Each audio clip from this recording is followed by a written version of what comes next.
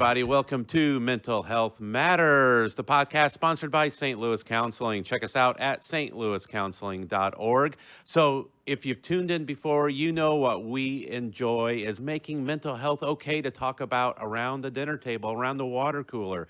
And that's why we're here, right? Because mental health touches everything in our society.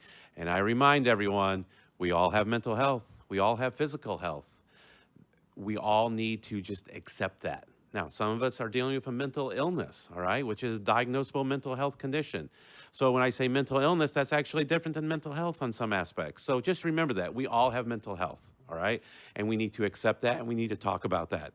So today, I want to talk a little bit about something COVID related, because as I said, we weave mental health into everything, right? And mental health, we all bring our own baselines of mental health into the office on a daily basis.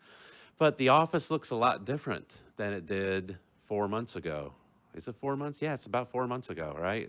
Back in March is when here in St. Louis, in the region, that we began a whole different new normal. And I know some of you don't like that phrase, new normal. It irritates you. But the reality is, because I see those things on social media, but the reality is that we do have a new normal. So something that dawned on me the other day, we were out at one of our offices. We have 8 locations throughout the greater St. Louis area. But we were out at one of the offices, and I had 2 other staff meeting me there. And one of those staff, I had not seen her in person since March. 4 months, right?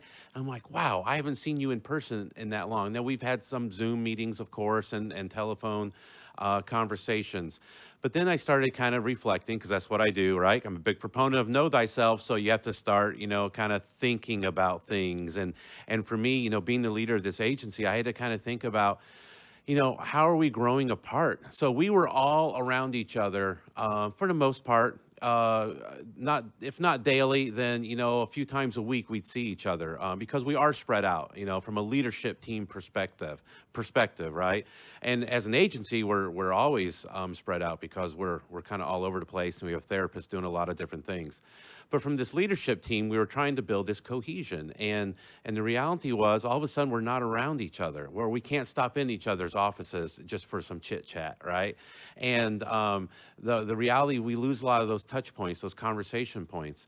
And so I think, why I wanted to bring this up today and just have a quick little mental health matters on this is team dynamics and team mental health.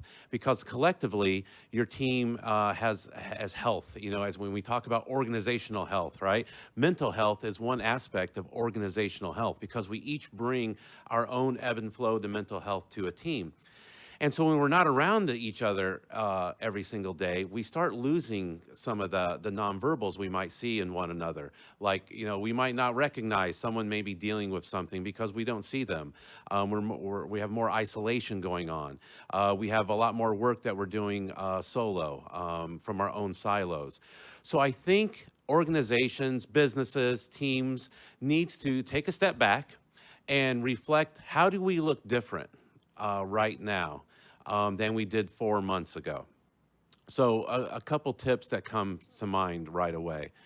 We have to be intentional, right? Now, that's a word sometimes I complain about using because all of a sudden became this buzzword. I love the word, because it means we gotta have purpose to something. We have to be intentional about doing things.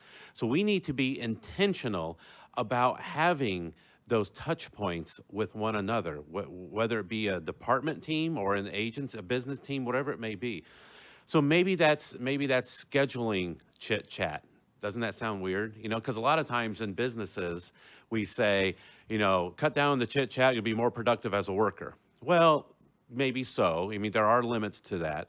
But the reality is, chit chat does a lot for us because it builds relationships. It builds the ability to know each other. And we have to be vigilant in making sure we have those touch points. So schedule maybe eating together your lunch virtually, if you're still operating virtually, which many businesses are still. Schedule some times where you can, instead of walking through the hallway and seeing people, when you have that urge to do that, go ahead and ask someone for a Zoom meeting, or go ahead and pick up the phone and make that call real quick and say, hey, just wanted to touch in. How's it going? Yada, yada, yada, right? Yeah, I did a yada, yada on a podcast. But the reality is, I think we have to be intentional about that. So, and breaking it down as simple as that. Chit chat is very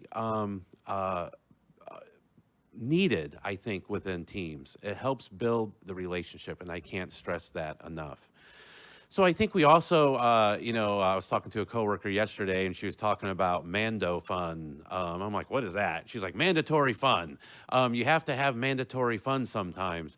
And so a lot of times when we can have the joke across the cubicle, across the hallway, whatever it may be inside your office, and it's easy to do because we're present there. You just can't Zoom somebody real quick and just say, hey, you never guess what happened to me. I tripped, and it was really funny. It's not the same thing, right?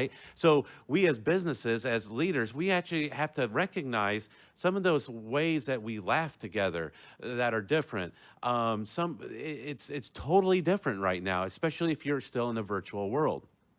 And I think that's really, I think humor, I'm a big guy about humor in the workplace. I think it's really important. I think it's important to laugh. You got to be able to laugh at yourself, but you also got to be able to laugh with one another as well, too. So maybe that's something you do, whether your department, your business, whatever it may be, you schedule some fun times together. We know virtual happy hours really took off, right? And we saw a lot of people doing that. But what's the next level to that? Right? And maybe happy hours aren't the best thing for everybody or every business as well, too. But what's a way you can schedule some mandatory fun? And there's a lot of great things out there virtually. There's virtual escape rooms. There's things that you guys were doing as a team building exercise that you can do as in a virtual world as well, too. There's trivia. There's so many different things that are out there. So I encourage you to look some of those things up as well, too. I think also we have to recognize that we have this hybrid model as well, too. There's people working in person and there's people working virtually. So how do you keep that team together? So of course, you can have a virtual meeting with people that are in the room together, but are people that are also within the office environment as well, too. So I think that's a way of building as well. So that hybrid model of being able to have the in-person and virtual meetings together. So you can do breakout rooms for those that are virtually, and then the people that are, if you're using Zoom, of course, and the people that are in person can have their own group, and you can build that cohesion as well there too. And there's exercises that you have to be creative about to be able to bring those two worlds together, because I think that's the other trick. And I'm saying all this, of course, some businesses that are out there they're a very virtual world. So I think we can, borrow things from that world, that those of us that are now in this new normal of working virtually or working this hybrid model of virtual and in person, we can borrow a lot that's out there. But as leaders, I go back to having to take the opportunity to sit and reflect on how we look different, right?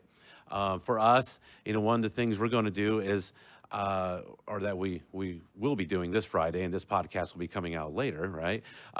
But we are going to be kind of getting to know each other again. As I said, there was a staff member I hadn't seen for 4 months, in person. And we need to figure out what's been going on in your world for the last 4 months. And what are some of the things you can share with one another has happened within the last 4 months. So I think ultimately building relationships is really important. And when we're sharing how we're different within these last 4 months, individually as a team member, right? But that's going to help the team figure out how to move forward to make sure you keep your relationships present. Because each business, each team member is composed of different personalities, different roles, and so you have to hear from those involved and hear the voices of your business. So with that being said as well, too, I think it's important for us to also know thyself. So, giving that time ahead for someone to kind of reflect a little bit and to be able to come in to be able to answer those questions. So just don't throw that on a person and say like, well, how have you start a meeting and say, how have you known yourself over the last, or what's new with you over the last 4 months? Give them some time so they can come in and it can be a lot more productive in that sense.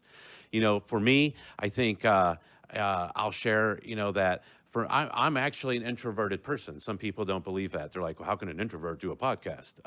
It's different in that sense. I like my time to myself, but I also enjoy, being able to share the good work that the agency does, and it's a role I step into. But ultimately, I've been kind of more at ease during COVID, and so for me, I'm falling back more into some introverted ways. I'd rather not be around a big crowd right now. But I have to then gear myself up to be able to walk back into my extroverted side, my extroverted role, to be able to do that. So I think for my team to know that I'm dealing with that, right, and I'm going to walk through that, that's really important. So having some, maybe vulnerability is too strong of a word, depending on what the team is, but giving background, insight, foundation to who you are as a team member goes a long ways into how you can build relationships in this new normal. So my last thought, summing that up in a long-winded way, is I want you to share. I think it's really important for you to be able to share. So leadership, if you're listening, open the door and allow people to share, for one, and allow the avenue for people to express themselves, and then to be objective about whatever they're sharing. Because why don't employees share a lot of times, right? They're afraid of backlash. They're afraid that's going to reflect poorly on them. So one, leadership, you need to ensure that you're going to open the door for conversation, but at the same time, you're going to be objective about what you're listening to and actually listen. And for those of us that want to share, I encourage you to share, and to share in the sense of what's productive for the working environment. Letting down a little bit of guard is okay as you build trust, because the only way to form those deeper relationships and develop deeper teams through this and to be able to grow through this is to develop trust in one another. And ultimately, what I'm getting at as well, too, is this new normal, right? I know you guys don't like the term. I know you don't like the term, but the reality is it's true. We're all going about this in a different way. So embrace it, be okay with it, and adjust to it, because that's going to make the world a whole heck of a lot easier for all of you. So hopefully you got a little bit out of that today. We are back. We had the mental health hangouts for a little bit. We're going to be restarting those soon. So you'll see some of those on Facebook Live. And we're back at it with our Mental Health Matters podcast. And as always, if you are in the need of wanting to explore counseling, therapy, or anything of that nature, look us up. stlouiscounseling.org. That is Saint spelled out, stlouiscounseling.org. And we are there to listen. You'll be able to be paired up with somebody, a counselor, a therapist that best fits where you're at on your journey. So until next time, this is Tom Duff with Mental Health Matters. This has been Mental Health Matters with Tom Duff of St. Louis Counseling Services. Check out stlouiscounseling.org for more information.